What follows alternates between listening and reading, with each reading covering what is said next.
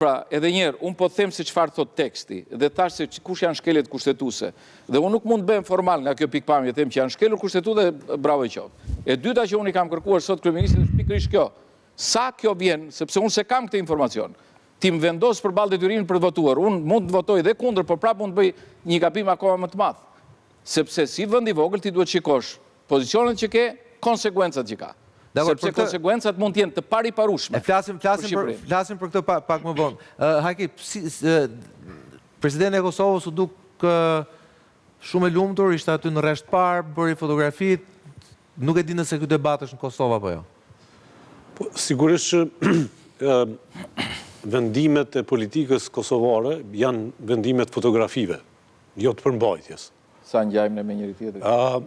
Ideja është e vërtet që presidentja përfaqëson politikën e jashtme sipas kushtetutës, por nuk ka pas as edhe një diskutim për atë se çka do të thotë prezenca dhe çfarë mund të ketë si impakt edhe në kursin evropian, edhe në dialogun e Kosovës, por edhe në aspektin e refuzimit nëpërmjet fjalimit të kryeministrit kanadez dhe të tjerëve të një situate jashtëzakonisht komplikuar në marrëdhënien ndërkombëtare.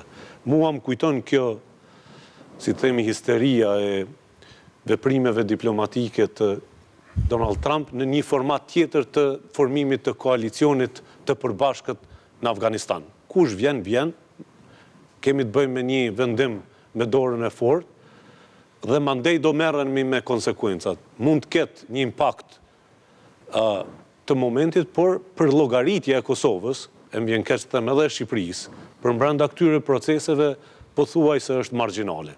Tani varet edhe nga cili kënd e shikojmë, mund vjen këto një president ka vazhduar me të njëjtin avaz, që të bëhet pjesë e nismave shumë të rëndësishme edhe nga kuptimi negativ, pa pas një diskutim të mirëfillt të politikës jashtme, sepse përkundër faktit që është përfaqësuese sipas kushtetutës, duhet kemi një konsenzus të ndërtuar në nivelin minimal shoqërisë kosovare se cili është diskursi ynë.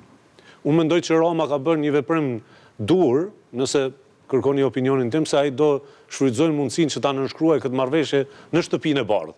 Siç e tha dhe sot. Po, që do jetë një hapësirë tjetër e negocimit, përkundër faktit të një bashkëbisedimi 15 sekondësh që është bërë ndërmjet presidentës së Kosovës dhe Donald Trump aty. Super të fotografuar, ama. E kuptoni, nëse mbetemi tek politika e jashtme nëpërmjet fotografive dhe tentimit për të bërë fushat elektorale me procese pa i analizuar deri në thelb se çfarë do të thotë kjo për të ardhmen e Kosovës, në rastin ton, i bie që realisht ne nuk jemi duke marrë seriozisht rrezikun me cilin jemi duke u ballafaquar. Mund të jetë një aplaudim i pafundëm për një fotografi, mund të jetë edhe një dënim i jashtëzakonshëm nga Bashkimi Evropian për diskursin e Kosovës. Nuk po them se është njëra apo tjetra, po spaku duhet të ketë një debat të mbrëmshëm ndërinstitucional, pse jo edhe përfshirë edhe ekspertët e marrëdhënieve ndërkombëtare, që kur mrrim në kësi momente të mos ballafaqohemi mandej me dekada me surpriza. Profesor, doja të fjalën juaj, por për efekt kohe doja të lidhesha me Medlirin. Medlir, atëherë besoj e ndoqë debatin, argumentet edhe nga Tirana, edhe nga Prishtina. Ky bord i paqes është ka duke një term shumë i bukur, i fortë, duke pasur parasysh figurën e presidentit aktual amerikan, zoti Donald Trump. Mund të fshehë surpriza për ne shqiptarët në të ardhmen? Temi surpriza jo të këndshme. Surpriza sigurisht. Jo, patjetër, dhe në fakt bie dakord me dy parafolësit në analizën e tyre së pari për domosdoshmërinë e një debati të brendshëm. Dhe sikur përfundimisht të arrijmë një rezultat të ngjashëm me votimin e sotshëm, thjesht fakti që kemi diskutim, kemi debat mbi përparësitë dhe të ardhmen të politikës jashtme shqiptare, atëherë aty dalin edhe elemente tjetër që janë të rëndësishme për ne. Sepse për momentin nuk është se kemi një politikë të qartë të jashtme, edhe kjo reflektohet pikërisht në këtë vendim të nxituar. Unë shikoj të paktën dy, do thoya unë pasoja, njëra afatshkurtër e afatgjatë.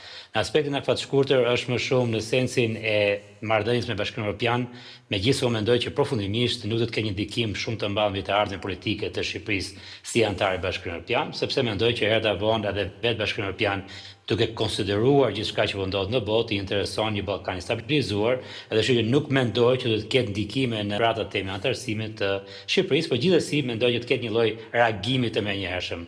Në aspektin e dytë pasaj ka të bëjë me çështjen e të ardhmes e këtij rendi ndërkombëtar botror, të cilët ne jemi pjesë e këtij rendi, i bazuar me drejtë ndërkombëtare, i bazuar mbi organizata ndryshme ndërkombëtare, dhe duhet të kuptojnë që Bordi i Paqes del paralel, pra është një organizatë e cila sfidon në një farë mënyrë edhe Këshillin e Sigurimit të Kombeve të Bashkuara, sfidon edhe pikërisht të dakordsi që tashmë prej 80 vitesh kemi siguruar dhe që sikur se tha zoti Mediu i shërben shumë mirë Shqipërisë, sepse në fakt na shërben ne kur është e drejta ndërkombëtare që mbizotron, kur janë institucione ndërkombëtare që kanë fjalën e fundit dhe ku nuk është themi gjithmonë forti dhe pushteti edhe i fuqishmi i cili ndikon pastaj.